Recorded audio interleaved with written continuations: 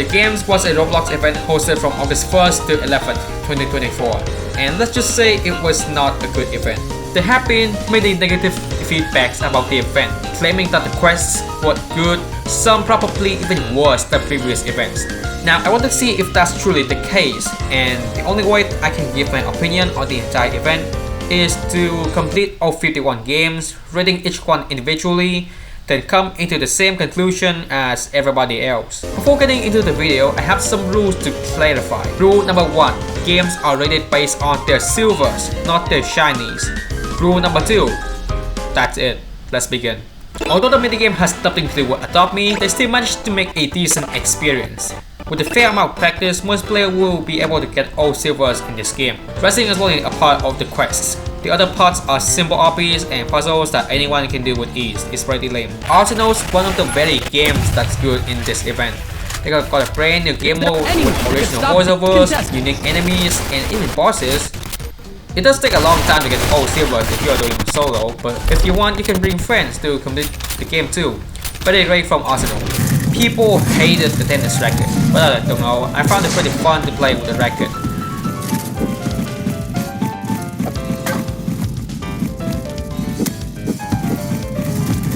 You just have to play enough to complete the tasks, no luck involved. It's a good thing that they provided my park, since you can complete the quests in smaller teams, which means less reliant on random players and you can ask a friend to come. That might be it. Yep. You really need good communication in order to do second silver, but that's it, just play the game. There you go. Even if you have the skills to do the first 2 silvers, the game really tests your patience and luck. The third silver can only acquire on a map that randomly shows up in the map voting, and also it is a race for that silver. This game will drain your sanity. Bee Swarm Simulator quests are the typical Bee Swarm Simulator quests. At least it doesn't involve any luck and only added golf to make it more interesting, I suppose. I don't have much to say about Volleyball. Like many games, you're just playing the game. The boss isn't that interesting either. If you can't bring friends with you, then this game would be borderline impossible if you aren't good at boxing. On top of that, the game is super buggy. Sometimes the internet just breaks. It's a horrible experience. I don't think it's fair to make Shinies a requirement for the third silver. On top of that, if you can't get a friend to play with you, then good luck dealing with the public servers again.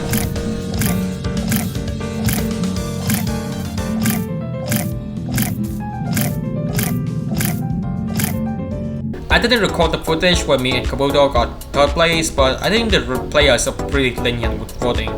After that, it's just a few basic races.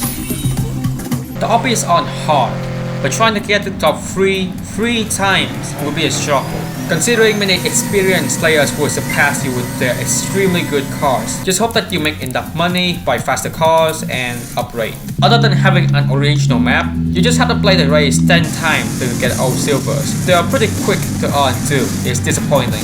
The quests are pretty simple, it's a mix between playing the game and other things. It does take time to eat and hit targets, but at least you don't need much skills for that. I'm very disappointed at Epic Minigames, being one of the oldest games on the platform. First silver is very difficult, solely because it requires great precision. The later 2 silvers are also very tedious. It heavily relies on RNG, and I don't even need to bring Shinies in this rating to conclude that it's absolutely horrible. They shouldn't have let players easily earn silvers by allowing in private servers, that's all I'm going to say. Going out the seas to murder some gigantic trout can be somewhat time consuming, especially when you can only afford the weakest boat at the time, but sure. I didn't find it as boring as other simulators that, or I've been an enthusiastic fisher since playing Sonaria and found it enjoyable. I'm going to group 3 football games into one because my opinion on all of them are the same. The problem I have with these games is that they have some of the most competitive players I've ever seen. Teammates in public are so uncooperative that they will pass the ball to you given unlimited chances. I had to join a small server, brought a friend who begged opponents to let us on the servers, which by the way was not easy, and even then I was not even close to finish Futbol Fusion 2. I hope that Roblox will never let these games do the spotlight ever again. First silver is just an RP. It's not that hard but pretty boring. The better thing is that they have custom songs for second silver, but that's really much it. You can tell a friend to AFK for third silver. If you're being absolutely destroyed by other players, at least you're guaranteed to get the silvers if you do them long enough. HCBB tasks were very easy to follow, and this is coming from someone who never played baseball before. They have a separate place just for the event, so I guess that's cool. You're away from all squads. It's another sports game, so you can expect tryhard here. This game is probably made by the same developers of basketball leagues, since they also have a variant of My Park, but I've never checked if that's true. So like last time, just pick a friend. It's somewhat enjoyable, but that's probably because it's a play game. There's nothing original for the games, but hey, at least it's something. The only hard part is to get people in the public to play the race, so just get some friends. But other than that, it's very easy, but nothing much for the event. I don't even need to comment my same opinion on modern simulators. They're lazy, they're not worth your time, AFK and buy pets, that's it. Keys is pretty much a mix of evade and the storage. It's cool, but again, just play the games, nothing else special. They have a separate egg that you can pay for a huge amount of robux. Why did they do that? I don't understand the really mindset of these developers. At least it's somewhat quicker than some of the games I've shown here. I love everything that Minecraft Zombies made for the event. To start with, they have a custom map that you can freely explore with the mid-games that can be completed individually. Not only that, but each quest is not dependent on your luck and your skills doesn't matter. I found the boss quite enjoyable too. The cats are a nice touch as well, but that's merely because Michael is a cat. What else can I say? It was amazing. There's no shame in basic quests. It's not boring, but I don't see anything interesting in it. There isn't anything interesting that they did for the event. You have to complete races that will take a very long time. You also need a better bike for the time trial too, very mid. Have you ever thought that this game may have copied knife ability testing solely because you didn't use either weapon? That's not where I'm going with my opinion though. It's another skill-based game that just yells play the game. They have a decent custom map, but let's be real, it's just an RP game. What else did you expect from it? Should I get the boss fight? This game is mid in every way possible. The design isn't good, the gameplay isn't good, the quests are there just for you to spend more time in the games. On one hand, the quests have nothing to do with catching pets. On the other hand, they are somewhat enjoyable and do remind me of Obby. Bonus points for accessibility. I don't know what made the developers think that forcing players to spend an unhealthy amount of time in the games is fair. These prolonged quests are super tedious and doesn't worth your time at all. Just hope that you get good pets, auto-train, and a lot of waiting. Again, all you do is AFK and buy eggs. Where's the fun in that? Alright, there's none. Playing RoBeats feels like doing chores. They have various stats to earn silvers and nothing else special. First, you attack a shark with a water gun. Later, you have to do stunts with your bow. These tasks sound quite interesting, and surprisingly, they don't take that much time to complete either. It's alright, I guess. Despite having a goofy soccer arena, players are actually quite competitive. Learn how to slap the... I should not say that. And you will be fine. There's little thing to comment about a game fam game. The quests are, as you would expect, lazy. Embarrassing to see from an official Sonic game. I can't find anything original that Silver Golf made for the event. The quests are also quite tedious, especially if caught silver, which you would need to practice if you are not familiar with golf.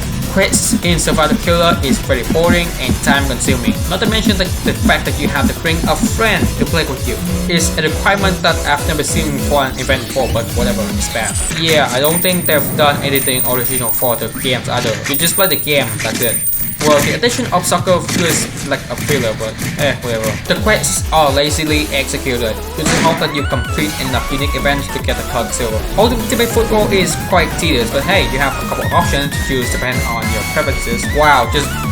Wow, they make custom bosses just for the event, and they are damn hard, I would say. You're not obligated to fight with some sweat in public, and that's good to me. Beating the bosses means that you must learn the patterns, which require a ton of practice. I don't like it at all as someone who never plays boxing before. Depending on your opponents, it can be somewhat easy or really hard. This is another game that requires you to bring a friend for a quest, but you can do that quest outside pickups, which is nice. And what I did. Again, you're just playing the game, nothing else. You get to look at this custom skin too, I guess. The hub as a whole is pretty mediocre. They have some activities here and there to let you earn some silvers. 1x1x1 boss fight was not bad as well, and it does give some challenges too. Overall, not bad, but not good. So the average rating of a game in the games is just under 3 out of 10, which is bad. So in conclusion, Was the games worth playing? Absolutely not, if that's not obvious to you. After seeing the reception from previous events, I kept my expectations low for this one.